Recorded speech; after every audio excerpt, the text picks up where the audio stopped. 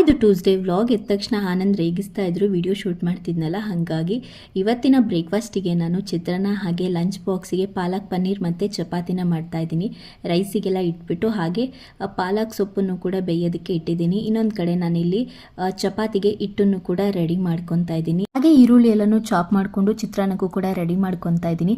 ತುಂಬ ಜನ ಚಿತ್ರಾನ್ನಕ್ಕೆ ಟೊಮ್ಯಾಟೋನ ಹಾಕಲ್ಲ, ನಿಂಬೆ ಹುಳಿ ಬಿಡ್ತೀವಿ ಅಂದ್ಬಿಟ್ಟು. ಬಟ್ ನನಗೇನೋ ಗೊತ್ತಿಲ್ಲ, ಒಂದಾದರೂ ಟೊಮ್ಯಾಟೊ ಕಟ್ ಮಾಡಿ ಹಾಕಬೇಕು, ಆವಾಗಲೇ ಟೇಸ್ಟ್ ಚೆನ್ನಾಗಿರುತ್ತೆ ಚಿತ್ರಾನ್ನಕ್ಕೆ. ಇಲ್ಲಾಂದರೆ ಅಷ್ಟು ಟೇಸ್ಟಿಯಾಗಿ ಇರಲ್ಲ. ನಿಂಬೆ ಹುಳಿ ಬಿಟ್ಟರು ಒಂದು ಟೊಮ್ಯಾಟೊ ಹಾಕಿದರೂ ಕೂಡ ಚೆನ್ನಾಗಿರುತ್ತೆ.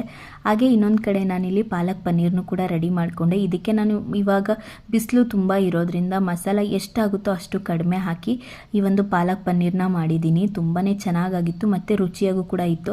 ಅದಾಗಿದ ಮೇಲೆ ಚಪಾತಿ ಎಲ್ಲ ಲಟ್ಟಿಸ್ಕೊಂಡು ಚಪಾತಿನೂ ಕೂಡ ಬೇಯಿಸಿ ಲಂಚ್ ಬಾಕ್ಸ್ನು ಕೂಡ ರೆಡಿ ಮಾಡಿ ಕೊಟ್ಟೆ. ಇದಾಗಿತ್ತು ಇವತ್ತಿನ ವ್ಲಾಗ್. ಐ ಹೋಪ್ ನಿಮ್ಮೆಲ್ಲರಿಗೂ ಇಷ್ಟ ಆಗಿರುತ್ತೆ ಅನ್ಕೊಂತೀನಿ. Thanks for watching.